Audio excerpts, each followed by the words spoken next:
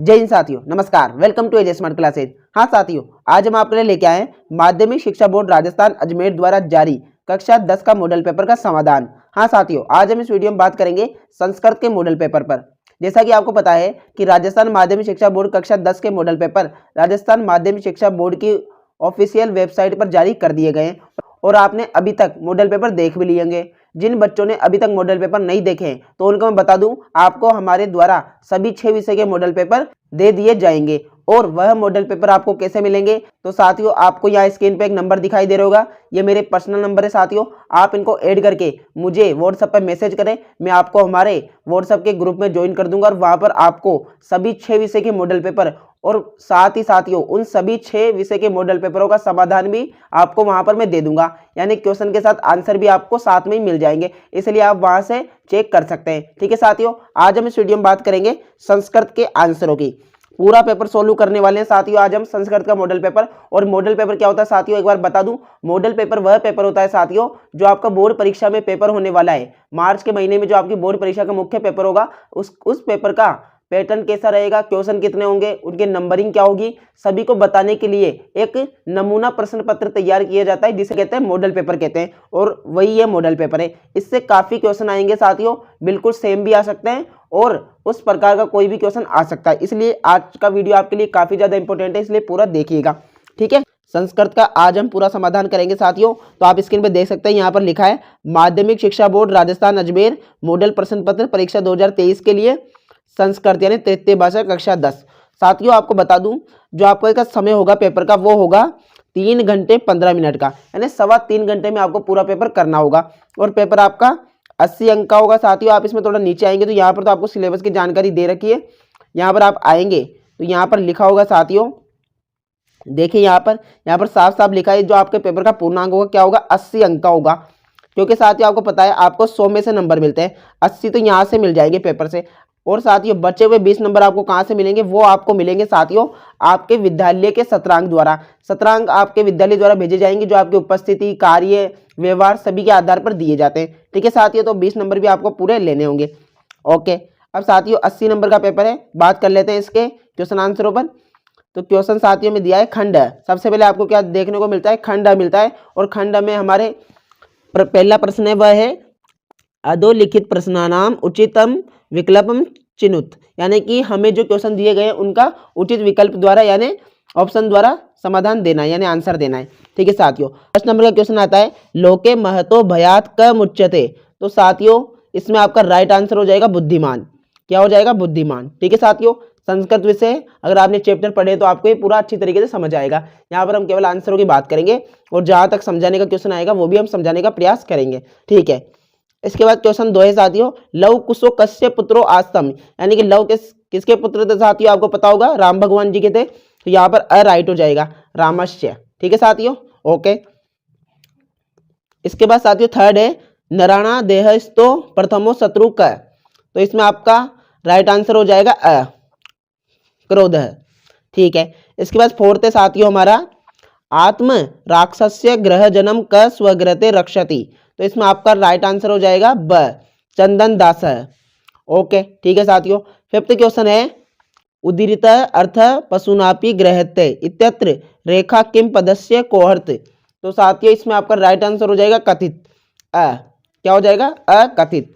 ठीक है, इसके बाद बात करें साथियों नेक्स्ट क्वेश्चनों की। आशा करता हूं आपको वीडियो पसंद आ रहा होगा साथियों, वीडियो को लास्ट तक देखें, एंड में ना छोड़े। संस्कृत में भी आपको पूरे नंबर लेने तो पूरा वीडियो देखिए साथियों, ध्यान से देखिए, सभी क्वेश्चनों का आंसर आपको यहाँ मिलेंगे। ओके, ठीक है। इसके बाद साथियों सिक्स्थ आता है कश्य पाद ध्वनिना अतित प्रबुध जात। तो साथियों इसमें आपका राइट आंसर हो जाएगा ब, चौरस्या।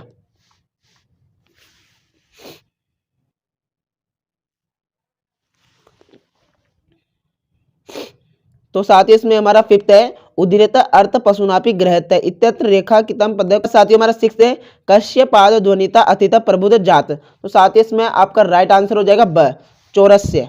क्या हो जाएगा, चौरस्य। ठीक है, उसके बाद साथियों सेवंथ है निर्गुणम अस्मिन पदे उपसर्ग चिनुत। निर्गुणम में हमें क्या बताना, उपसर्ग बताना है साथियों। तो आपका इसमें राइट आंसर हो जाएगा साथियों निर, निर एकदम राइट हो जाएगा। ठीक है साथियों, अब बात करते हैं नेक्स्ट क्वेश्चन की। तो इसमें हम थोड़ा आगे आएंगे साथियों। तो यहाँ पे दे रखा है मैं 8th पॉइंट, तो 8th पॉइंट क्या बोल रहा है साथियों, आ प्लस गम प्लस ल्युद इत्यन निष्पत्ति जायते। तो साथियों इसमें आपका राइट आंसर हो जाएगा, राइट आंसर हो जाएगा साथियों आगनम। क्या हो जाएगा, आगनम। ठीक है, उसके बाद 9th है साथियों, अभित शब्द से योग्य विभक्ति बहुती। तो अभित शब्द में हमें विभक्ति बतानी है साथियों, कौन सी विभक्ति है, तो इसमें आपका स एकदम राइट हो जाएगा, द्वितीय विभक्ति। कौन सी, द्वितीय। ठीक है, 10th है साथियों, कारखाना संख्या 80।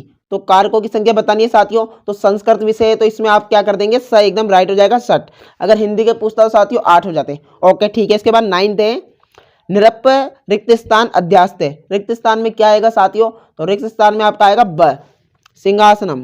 क्या आ जाएगा, सिंहासनम आ जाएगा। ठीक है, 12 की बात करें साथियों, 12 पॉइंट की वह है अध स्तनेषु चतुर्थी विभक्ते कारणम अस्ति। तो साथियों इसमें आपका राइट आंसर हो जाएगा, राइट आंसर हो जाएगा साथियों नमः। क्या हो जाएगा, नमः। ठीक है साथियों, ओके। हमारा जो क्वेश्चन 1 है साथियों, उसके पॉइंट कितने थे, 12 पॉइंट हमें दिए थे, 12 के 12 हमारे कंप्लीट हो चुके हैं। अब बात करते हैं हम क्वेश्चन नंबर 2 की। क्वेश्चन नंबर 2 में हमें दिया है रिक्त स्थानानि पूर्यते, यानी रिक्त स्थानों की पूर्ति करनी है साथियों। तो इसका देखें आप, पॉइंट 1 देखें, लोकहितम मम। अब साथियों हमें यहाँ पर दिया गया है ये बना के, तो हमें इसको देना है क्र प्लस अनियर। क्या हो जाएगा, ये हमारा हो जाएगा करनियम हो जाएगा साथियों। क्या हो जाएगा, ये हमारा सिंपल सा हो जाएगा करनियम। ठीक है, या ये जो आंसर है साथियों, ये इस वाले रिक्त स्थान में आ जाएगा फर्स्ट के में। ओके ठीक है, उसके बाद बात करें साथियों सेकंड की, तो हमें सेकंड बोल रहा है इसका, बालाना रिक्त स्थान कह न जानसी। तो चप्पल प्लस त्व दिया है, तो साथियों आप क्या करेंगे, इसको हटा देंगे, प्लस को हटा देंगे और इस प्रकार से लिख देंगे चपलात्व। क्या लिख देंगे, चपलात्व। ठीक है साथियों, ओके। इसके बाद बात करें साथियों थर्ड पॉइंट की, तो थर्ड पॉइंट क्या है साथियों, अस्य रिक्त स्थान दीपिका अस्ति। तो साथियों आप इसमें लिख देंगे अनुजा। इसमें आपका क्या बन जाएगा साथियों, अनुजा। क्या बन जाएगा साथियों, अनुजा। ठीक है, किसमें बनेगा, ये थर्ड वाले की बात कर रहा हूँ साथियों, थर्ड में बनेगा। अब बात करते हैं साथियों, इसका ही हमें एक दूसरे क्वेश्चन था, उसका कुछ आ पॉइंट दिया, यानी कि वो तो अ चल रहा था, ये आ है। इसमें भी हमें रिक्त स्थानों की पूरी है, इसमें भी हमें क्या है, अव्यय के द्वारा रिक्त स्थानों की पूर्ति करनी है। ठीक है, विद्यालय, उसके बाद रिक्त स्थान उदाहरण अस्ति। यहाँ पारित आएगा या एव आएगा साथियों, ये आपको बताना है। तो इसमें साथियों आपका आ जाएगा परितः। क्या आ जाएगा, परितः एकदम राइट आंसर होगा फर्स्ट में। ठीक है, सेकंड की बात करें, रिक्त स्थान निर्णय न करनियम सहसा या अथ। तो साथियों इसमें आपका आ जाएगा सहसा। क्या आ जाएगा, सहसा एकदम राइट आंसर आ जाएगा। ठीक है, सेकंड वाले में। अब बात करें थर्ड की, कच्छ पर रिक्त स्थान चलती। तो तिरव की सने, तो कछुआ कैसे चलता है साथियों, तेज चलता है कि धीरे, आपको पता है साथियों कछुआ कैसे चलता है, कछुआ चलता है धीरे। तो यहाँ पर आपका सने एकदम राइट आंसर हो जाएगा। ठीक है, तो क्वेश्चन 2 भी कंप्लीट कर लिया है साथियों सारे पॉइंट। अब बात करते हैं क्वेश्चन नंबर 3 की। क्वेश्चन नंबर 3 हमें बोल रहा है साथियों, अधोलिखितम अपठित गद्यांश पठित्वा एताधारित प्रश्न उत्तराणी यथा निर्देश लिखत। कि दिए गए गद्यांश को पढ़कर प्रश्नों का उत्तर दीजिए। तो यह हमें करना है साथियों, गद्यांश को आप पढ़ लीजिए। कभी भी साथियों गद्यांश दिया हो तो 1-2 बार ध्यान से पढ़िए, समझिए क्या कहना चाह रहा है, स्टोरी क्या है। संस्कृत आपको कम आती है तो भी एक बार रीड करिए साथियों, क्योंकि संस्कृत के कुछ कुछ शब्द ऐसे होते हैं जो बिल्कुल हिंदी से मैच करते हैं, यानी कि बिल्कुल हिंदी जैसे होते हैं। आपको भी पता है साथियों, आप संस्कृत पढ़ते होंगे तो। ठीक है, अब हम समझ लेते हैं हमारा इसका एक पदेन उत्तर वाला पॉइंट, जो हमें यहाँ 1 से लेकर 2 क्वेश्चन है, इसमें क्या है, एक पद में उत्तर देना है, एक पदेन उत्तरत। फर्स्ट बोल रहा है साथियों, पुस्तकालयसु कैसा संग्रह तो बहुती, यानी पुस्तकालय में किसका संग्रह किया जाता है साथियों। तो आप यहाँ पर देखें, पुस्तकालयसु विविध पुस्तकाना संग्रहणो बहुती। तो यहाँ से आप यहाँ तक लिख देंगे, लेकिन एक पद में देना है तो आप लिख देंगे विविध पुस्तकानाम। यह आपका एकदम राइट आंसर हो जाएगा फर्स्ट में। ठीक है साथियों, उसके बाद बात करें सेकंड की। बेसिक से सिखा रहा हूं साथियों, मैं आपको बिल्कुल अच्छे तरीके से एक एक पॉइंट क्लियर कर रहा हूं। वीडियो पसंद आ रहा हो तो आप लाइक कर दे, चैनल को सब्सक्राइब कर दे, बेल आइकन को प्रेस कर दे, ताकि साथियों हम भी आपके लिए वीडियो बनाने के लिए मोटिवेट हो और आपके लिए अच्छे से अच्छे तरीके से समझाने का प्रयास करें और टॉपिक के वीडियो लेके आए कक्षा 10 के। ठीक है साथियों, उसके बाद सेकंड है, कस्य समीपे वाचनालय वर्तते। तो यानी किसके समीप वाचनालय वर्तते, यानी स्थित है साथियों। तो हमें बताना है, तो आप इसमें देखेंगे साथियों, तो साथियों आप यहाँ देखेंगे अस्य समीपे एक वाचनालय वर्तते। तो यहाँ पे अस्य दिया गया साथियों, तो अस्य की जगह आपका आ जाएगा पुस्तकालय आ जाएगा। ठीक है साथियों, पुस्तकालय आ जाएगा आपके सेकंड में, आंसर क्या आएगा, पुस्तकालय आएगा। ठीक है, ओके। इसके बाद बात करें साथियों हम क्वेश्चन नंबर थर्ड और फोर्थ की। तो यहाँ पे आप ये जान ले साथियों कि थर्ड से लेकर थर्ड से लेके फिफ्थ तक आपको पूरे वाक्य में उत्तर देना है साथियों। तो हमें थर्ड बोल रहा है किमर्थ पुस्तकालय महत्वपूर्ण स्थान वर्तते। तो साथियों आप इसमें लिखेंगे महत्वपूर्ण स्थान कौन सा है पुस्तकालय के लिए, तो आप इसमें लिखेंगे साथियों मानवस्य बौद्धिक विकासाय ज्ञानवर्धनाय च पुस्तकालय महत्वपूर्ण स्थान वर्तते। ये जो पहली लाइन है साथियों ये आपके आ जाएगी क्वेश्चन नंबर थर्ड में आ जाएगी साथियों, इसमें आ जाएगी थर्ड पॉइंट में आ जाएगी। ओके ठीक है। अब इसके बाद बात करें साथियों, कुछ भी नहीं समझ आ रहा हो तो वीडियो को रिवाइंड करके आप देख सकते हैं साथियों। ठीक है। फोर्थ है साथियों अस्माकम पुस्तकालय कुत्र वर्तते। हमारा जो पुस्तकालय है कहाँ स्थित है यानी कहाँ है, तो हमें बताना है कुत्र स्थान बताना है साथियों। तो आप इसमें लिखेंगे अस्माक पुस्तकालय नगर से रमणीय स्थान वर्तते। ठीक है साथियों, आप इसमें यहाँ से लेकर यहाँ तक लिख देंगे, यह आपका एकदम राइट आंसर हो जाएगा। ठीक है। इसके बाद बात करें साथियों हमारे सिक्स्थ पॉइंट की, तो सिक्स्थ पॉइंट हमें बोल रहा है अश्य गद्यांश से समुचित शीर्षक लिखत। साथियों आपको बताइए पुस्तकालय के बारे में बोल रहा है, तो आप इसका शीर्षक क्या लिख देंगे, इसका शीर्षक आप सिंपल सा लिख देंगे पुस्तकालय है। क्या लिख देंगे, पुस्तकालय इसका शीर्षक हो जाएगा। ये आप लिख देंगे क्वेश्चन नंबर 6 में। ठीक है साथियों, 6 में आप लिख सकते हैं। ओके, ये तो सिंपल सा था। उसके बाद बात करें अगले की, वह साथियों हमारा 7th उपयुक्त गद्यांश से संक्षिप्तीकरण कुरुत। तो साथियों संक्षिप्तीकरण का मतलब क्या होता है कि जो इतना बड़ा दे रखा है, जैसे हम इसको गिने एक बार, आप गिनिए 1 2 3 4 5 6 और लगभग 6.5 लाइन का आपको दे रखा है। तो इसे आप छोटा करके 2 2.5 या 3 लाइनों में कर दीजिए साथियों। मेन लाइन लिखिए, फालतू की चीज मत लिखिए, वो आपका संक्षिप्तीकरण हो जाता है। तो इसमें इतना कोई बताने का नहीं है साथियों। ओके, आप कुछ मेन लाइनें इसमें लिख देना। ठीक है, और ऐसे क्वेश्चन साथियों हमेशा सही होते हैं ना। ठीक है। उसके बाद बात करें हम 8th की, आदर्श इति विशेषणम गद्यांश विशेष्य पद। तो साथियों आदर्श है, इसका विशेष्य पद देखना है साथियों। तो आप यहाँ देखेंगे साथियों नीचे की साइड, तो यहाँ पर आपको लिखा हुआ दिखाई दे रहा होगा, देखे लास्ट में अयम एक आदर्श पुस्तकालय विद्यते। तो साथियों आदर्श का जो है विशेष्य पद वो क्या हो जाएगा, पुस्तकालय हो जाएगा साथियों। क्या हो जाएगा, पुस्तकालय। ठीक है। विशेषता बताने वाला साथियों जिसकी विशेषता बताई जा रही है विशेष से पद होता है। उसके बाद साथियों हमारा 9th पॉइंट है, इसमें 9th पॉइंट देखिए आप, निंदाम इत्यस्य विलोम पदम गद्यांश चित्वा लिखत। तो जो साथियों निंदा करना यानी किसी की बुराई करना, तो बुराई का साथियों विलोम क्या होता है, प्रशंसा करना ही होता है ना। तो आप यहाँ पर देखें बिल्कुल गद्यांश के बीचों बीच देखें आपको दिखाई देगा। तो यहाँ पर देखें साथियों आप प्रशंसा यानी निंदा मतलब बुराई करना और प्रशंसा मतलब उसकी तारीफ वगैरह करना। तो ये प्रशंसा आपका क्या हो जाएगा, राइट आंसर हो जाएगा आपके क्वेश्चन नंबर 9th का। ओके ठीक है साथियों, आशा करता हूँ आपको ये पूरे अच्छे तरीके से समझ में आया होगा। अब बात करते हैं हम यहाँ क्वेश्चन नंबर 4 जो कि खंड ब से स्टार्ट हो रहा है। खंड ब है वो क्वेश्चन नंबर 4 से स्टार्ट है साथियों। तो आपको इसमें लिखना है अधोलिखित पदियों संधि विच्छेद कृत्वा संधि नामानी लिखत। ठीक है साथियों, तो आप ये जो है पितुर्ग्रहम, तो इसकी जो संधि हो जाएगी साथियों हो जाएगी पितुह प्लस ग्रहम। क्या हो जाएगा साथियों, पितुह प्लस ग्रहम। ठीक है, और इस संधि का आप नाम लिख देंगे साथियों विसर्ग ऋतु संधि। ओके ठीक है।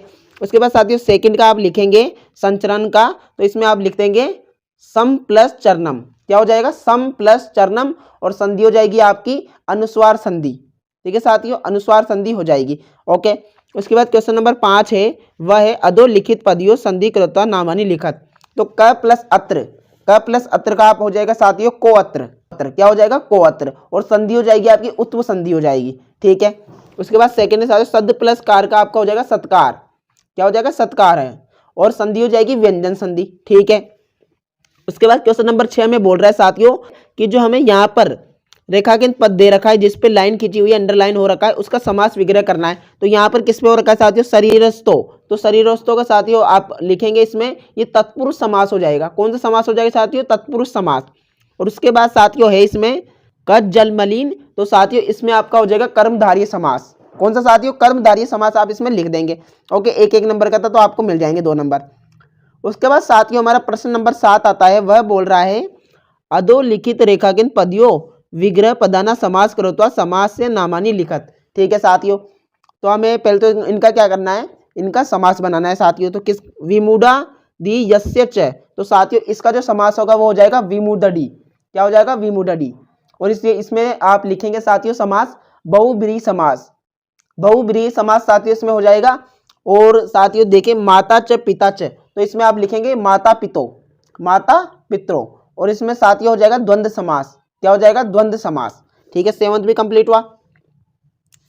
उसके बाद 8th क्वेश्चन साथियों में बोल रहा है कि जो संस्कृत भाषा में हमें ये गिनती की संख्याओं को लिखना है, तो 151 का आप लिखेंगे साथियों। इसे बोलते हैं एक पचाशतदधि कस्तम, एक पचाशतदधि कस्तम। और 500 को साथियों बोलते हैं पंचशतम। क्या बोलते हैं साथियों? पंचशतम।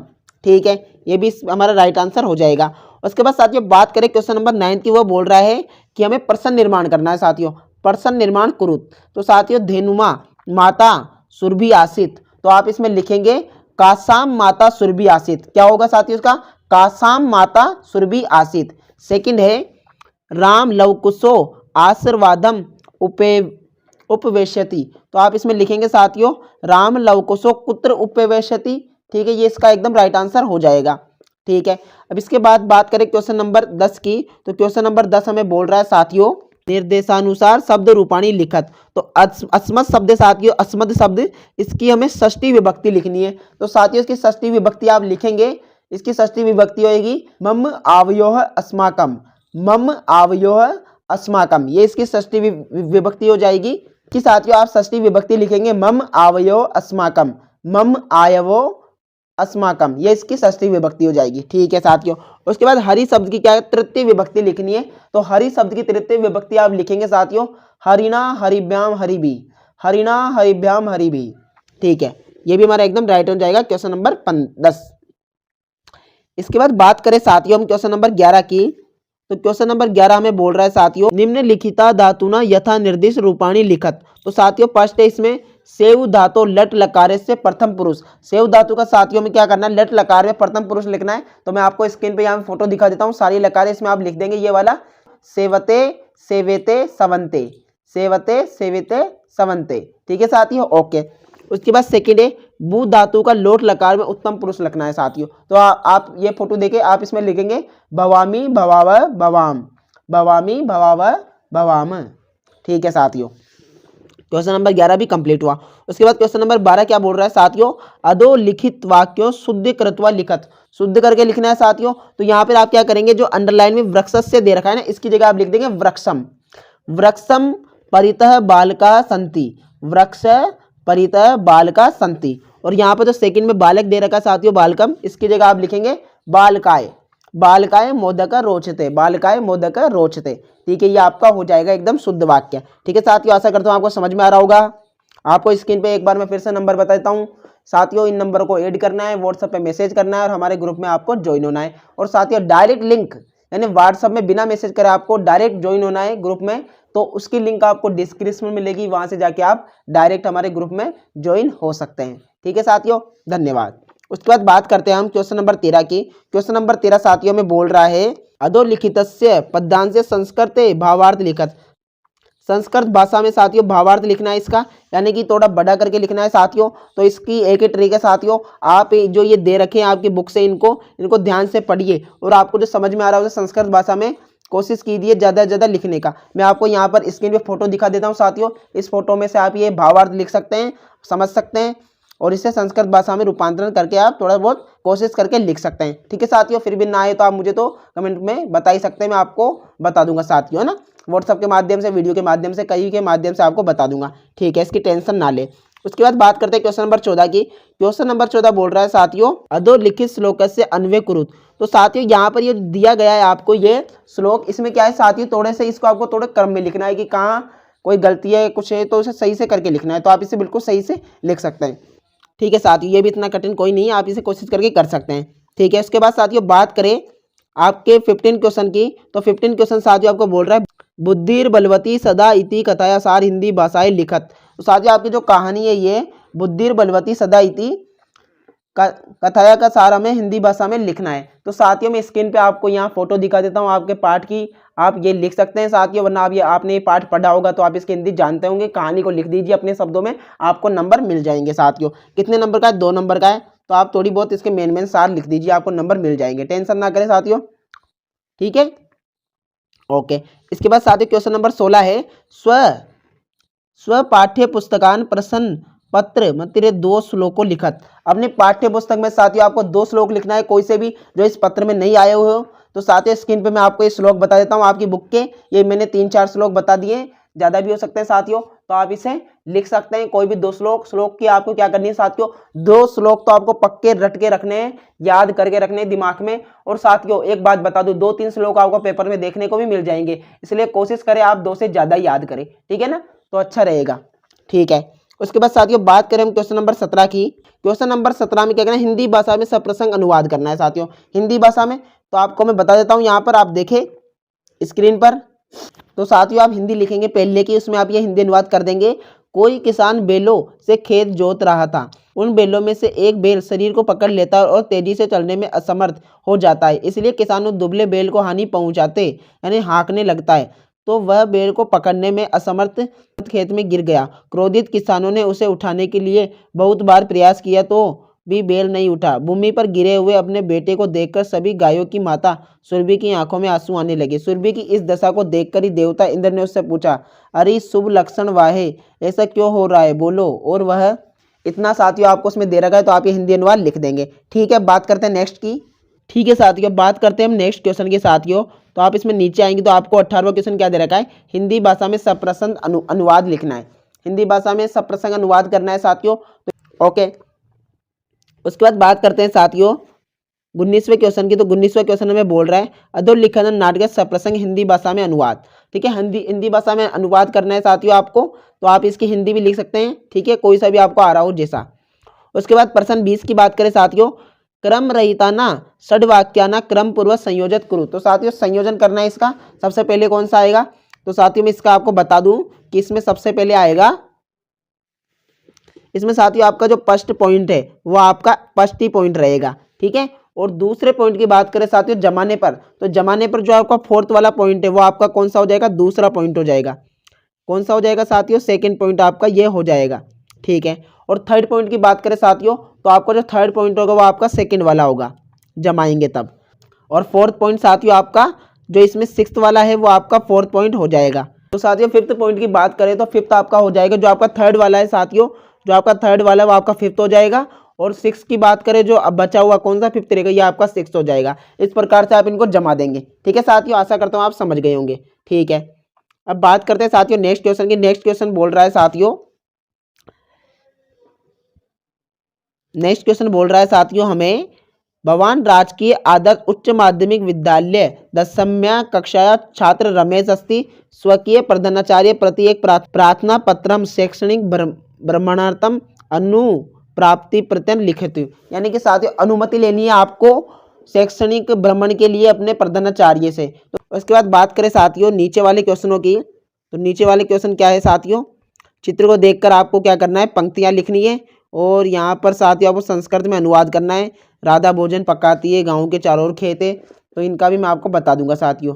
वैसे आंसर मैं आपको बता ही दूंगा व्हाट्सएप के माध्यम से, काफ़ी हद तक तो आज हमने कर ही लिया है, ठीक है साथियों। अगर आज का वीडियो आपको पसंद आया तो वीडियो को लाइक करें, चैनल को सब्सक्राइब करें, बेल आइकन को प्रेस करें, ताकि आपको और भी वीडियो का समाधान जल्दी से जल्दी हमारे द्वारा दे दिए जाए साथियों। वैसे हमने साथियों अभी तक सभी के सभी 6 विषयों के समाधान कर लिए हैं। लिंक आपको कहाँ मिलेगी, लिंक आपको मिलेगी हमारे व्हाट्सएप ग्रुप में। ज्वाइन करने के लिए या तो डिस्क्रिप्शन में से आप डायरेक्ट ज्वाइन हो जाएं या स्क्रीन पर दिखाए गए नंबर पर मैसेज करें और ग्रुप में ऐड हो जाए। वहां पर आपको सभी आंसरों की लिंक, PDF सब कुछ आपको वहां पर मिल जाएगा, ठीक है साथियों। तो आज का वीडियो काफी लंबा हो चुका है, इसलिए हम एंड कर रहे हैं साथियों, नहीं तो बचे हुए 1-2 सवाल का जवाब भी दे देते हैं, ठीक है साथियों। ठीक है, तो जय हिंद जय भारत, पढ़ते रहिए, आगे बढ़ते रहिए और चैनल को सब्सक्राइब करना ना भूले साथियों। आपके लिए हम निरंतर मेहनत कर रहे हैं, तो आपको भी हमारा सहयोग करना होगा, ठीक है साथियों। जय हिंद जय भारत, पढ़ते रहिए, आगे बढ़ते रहिए।